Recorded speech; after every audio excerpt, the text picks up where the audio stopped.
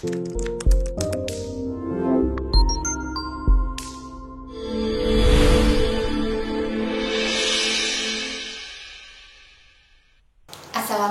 warahmatullahi wabarakatuh.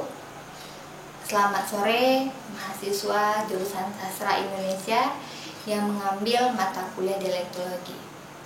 Baik, ini pertemuan kita yang kedua. Kita akan membicarakan persoalan tolok ukur bahasa dan dialek. Apa yang bisa kita gunakan sebagai tolok ukur untuk membedakan ini bahasa atau ini dialek? Yang pertama, tolok ukur saling memahami. Ketika tingkat memahami antara kelompok masyarakat ini tinggi, maka itu dinamakan dengan dialek. Namun, ketika tingkat memahami masyarakat ini rendah, maka itu dapat dikatakan dengan perbedaan bahasa. Ketika saya sebagai orang Batu Sangkar mendengarkan Anda berbicara dari Payakumbuh dan saya masih bisa memahami meskipun ada beberapa kata yang bervariasi pengucapannya atau katanya, tapi saya bisa memahami apa yang Anda sampaikan, itu dinamakan dengan dialek. Akan tetapi berbeda dengan kita berbicara dengan masyarakat Mentawai. Ketika masyarakat Mentawai berbicara dan saya mendengarkan tapi tidak bisa merespon sama sekali dan tingkat memahaminya itu rendah, maka itu dinamakan dengan bahasa.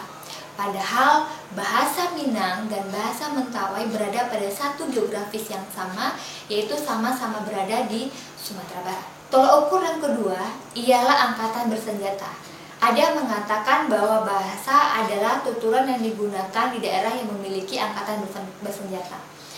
Namun tolak ukur ini sangat lemah karena tidak ada indikator jelas yang bisa kita tentukan untuk membedakan apakah benar dengan adanya angkatan bersenjata maka ini merupakan bahasa. Tidak bisa. Tolak ukur yang ketiga yang bisa kita gunakan adalah sikap penutur. Penutur Minangkabau di Payakumbuh menamakan dialek mereka dengan istilah daerah mereka. Begitu juga dengan daerah lain menggunakan daerah mereka sebagai dialek mereka atau mengatakan itu bahasa mereka. Namun indikator untuk menentukan sikap penutur tadi tidak bisa dijelaskan secara linguistik. Sehingga tolak ukur ketiga ini juga memiliki kelemahan untuk mengidentifikasi apakah yang mereka gunakan itu bahasa atau dialek. Yang keempat, faktor geografis. Semakin dekat satu daerah dengan daerah lain dianggap berada pada satu wilayah yang sama. Tapi semakin jauh satu daerah dengan daerah yang lain dianggap memiliki bahasa yang berbeda. Indikator ini atau tolak ukur ini juga masih lemah karena ternyata pada saat ini ada perbedaan-perbedaan jarak yang kemudian bisa ditepis dengan adanya komunikasi menggunakan teknologi atau dengan konsep merantau itu bisa membawa bahasa asli itu ke daerah yang lain. Ada beberapa penelitian, diantaranya penelitian Profesor Nadra, bahwa di perbatasan Riau dengan Sumatera Barat setelah diteliti itu merupakan daerah yang berjauhan dengan wilayah Sumatera Barat, tapi ketika diteliti melalui bukti-bukti linguistik justru ternyata merupakan penutur bahasa Minang yang kemudian dia tidak mengakui dia sebagai orang Minang, malah dia mengakui sebagai dari bahasa Melayu atau bahasa Melayu Riau, yaitu adalah bahasa Ocu. Yang kelima, faktor politik. Saat ini ada bahasa yang digunakan di daerah Riau, tapi ketika ditelusuri secara bukti-bukti linguistik justru merupakan bahasa Minangkabau yang dibawa ke sana. Dan masyarakat, karena faktor yang kelima yaitu faktor politis, masyarakat yang pindah ke daerah sana ingin dianggap menjadi bagian dari masyarakat Riau, sementara dia sendiri membawa bahasa dari bahasa Minang. Untuk menghilangkan identitas ini secara politik menggunakan bahasa Ocu. Padahal ketika ditelusuri menggunakan bukti-bukti linguistik, bahasa yang digunakan adalah masih bagian dari bahasa Minang. Itu faktor yang kelima, tolak ukurnya faktor politis, memang lemah dijadikan tolak ukur. Yang keenam, faktor historis, bahwa secara historis dalam perkembangan sejarah kita bisa melihat apakah satu dialek merupakan bagian dari bahasa yang sama. Faktor ukur yang ketujuh ialah faktor budaya.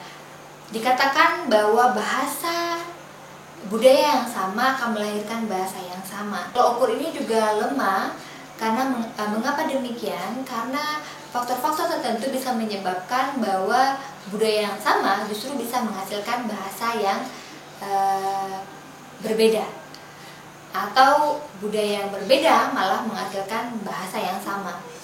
Dalam riset yang pernah dilakukan oleh sejumlah ahli linguistik di Universitas Andalas, ditemukan bahwa di daerah Negeri Sembilan Malaysia itu digunakan bahasa Minangkabau sebagaimana bahasa Minangkabau yang digunakan di 50 kota.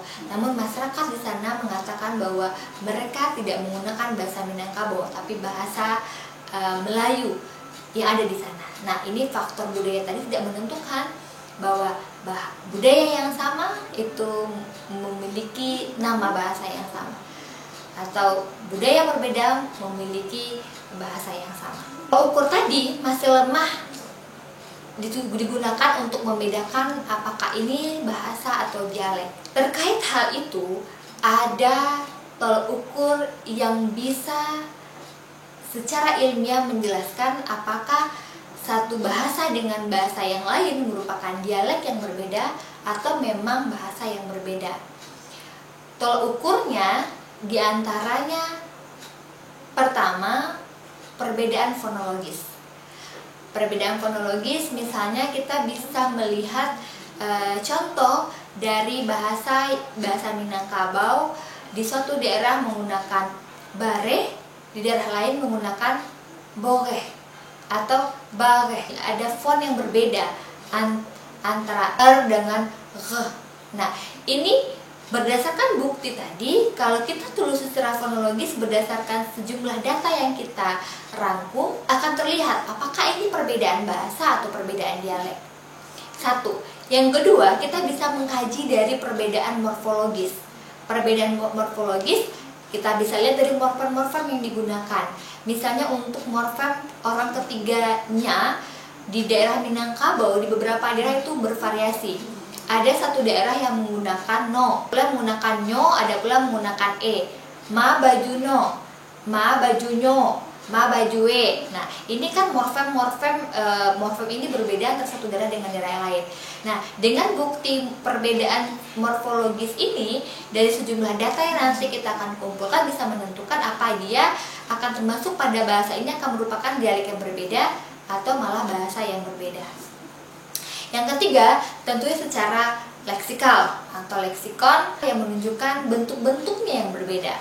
Kita bisa tahu pada bentuk kata cie di berbagai daerah di Minangkabau itu bervariasi.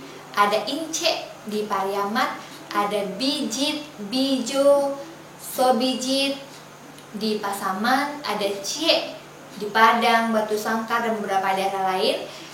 Ada juga yang menggunakan oso, sua, incai. Nah, ini bervariasi. Tapi nanti ketika kita lihat secara keseluruhan dari sejumlah data yang kita kumpulkan, kita bisa temukan apakah ini perbedaan dialek atau perbedaan bahasa. Contoh lain terkait perbedaan leksikal ini, misalnya pada kata bentuk pepaya. Ada yang menggunakan kates, ada yang menggunakan sampelo, ada yang menggunakan pepaya, ada yang menggunakan batik, dan lain-lain. Nah, tapi menentukan bukti-bukti linguistik ini tentu dari sekumpulan data yang sudah kita kumpulkan dari daftar tanya. Daftar tanya ini ada banyak. Kita bisa merujuk daftar tanya Swada, daftar tanya Prof. Nadra yang berjumlah sekitar 800 kosakata secara kata, morfem, bentuk kata, frasa, dan juga kalimat.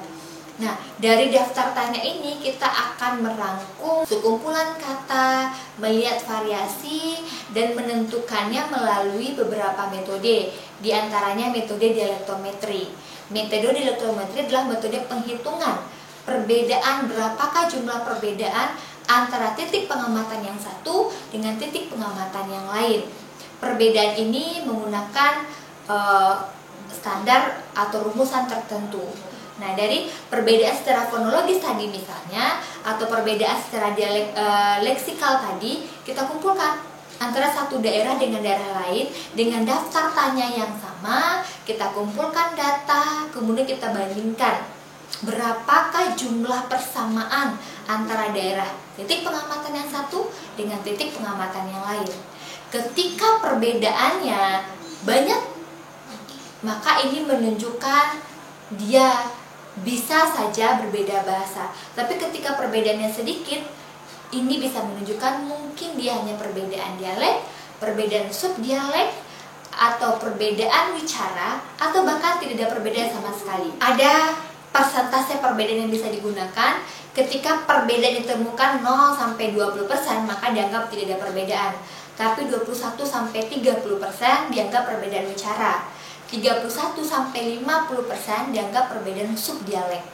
Dan 51 sampai 80% dianggap perbedaan dialek. Nah, ketika ditemukan lebih dari 80% perbedaan, maka dianggap perbedaan bahasa. Nanti metode dialektometri ini akan membagi wilayah penggunaan bahasa tadi secara geografis. Karena yang namanya dialektologi memang melihat perbedaan atau variasi-variasi bahasa berdasarkan wilayah geografis penggunaan bahasa tersebut. Riset yang perlu kita kaji nanti menjadi bahan kajian buat Anda. Saat ini yang menarik untuk ditelusuri adalah variasi bahasa Mentawai di Kabupaten Kepulauan Mentawai. Ada asumsi bahwa masyarakat di daerah Siberut Utara menganggap mereka berbeda bahasa dengan wilayah Siberut Selatan, juga berbeda dengan wilayah di Tua Pejat dan lainnya. Ini berdasarkan tol ukur yang saya sebutkan di awal tadi, mereka menganggap dari perbedaan geografis. Namun, sampai saat ini anggapan tersebut belum terbukti. Dari bukti yang saya lakukan misalnya tahun 2014, saya meneliti di wilayah Siberut Selatan. Di wilayah Siberut Selatan ini, dari bukti-bukti linguistik berdasarkan perbedaan fonologis dan berdasarkan perbedaan leksikal, ditemukan bahwa ternyata di sana masih berada pada perbedaan subdialek. Nah, juga ada riset dari Novita di daerah lain, di daerah Tua Pejat, perbedaan antara Tua Pejat dengan Siberut Selatan pun masih berada pada perbedaan subdialek. Nah, ini tantangan buat Anda bahwa Anda bisa meneliti bahasa Mentawai di Kabupaten Kepulauan Mentawai, membuktikan anggapan masyarakat tadi apakah benar di wilayah Siberut Utara dengan Siberut Selatan itu merupakan perbedaan bahasa. Padahal mereka berada pada satu pulau yang sama. Mereka dibatasi dengan bukit yang tinggi, sehingga untuk mencapai antara Siberut Selatan dengan Siberut Utara itu menggunakan perahu. Ini yang saya katakan mereka berdekatan, tapi kemudian beranggapan memiliki bahasa yang berbeda.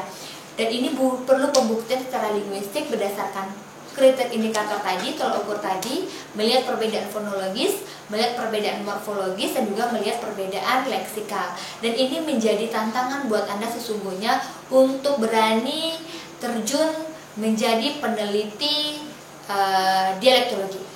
Melihat di daerah Siberut Utara dengan Siberut Selatan ini, apakah perbedaan bahasa atau perbedaan dialek? Ini tantangan buat Anda.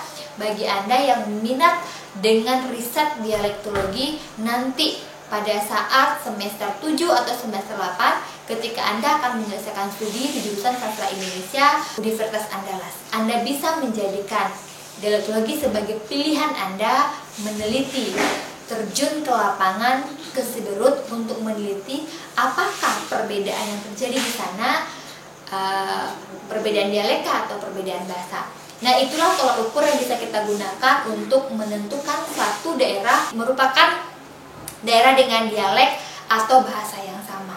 Nah, itu pertama. Kita kedua membahas mengenai tolak ukur pembeda antara dialek dan bahasa. Terima kasih pertemuan hari ini. Terkait pertemuan ketiga, Anda silakan membuat laporan bacaan tentang topik kita yang ketiga berdasarkan RPS yang sudah dibagikan, yaitu mengenai variasi bahasa. Silakan Anda menjelaskan konsep variasi bahasa dan bentuk-bentuk yang membedakan variasi bahasa. Apakah perbedaan antara dialek, isolek, idiolek, logat, atau aksen? Silahkan tulis laporan bacaannya. Minggu depan kita akan bahas tentang variasi bahasa ini. Terima kasih untuk pertemuan hari ini. Assalamualaikum warahmatullahi wabarakatuh.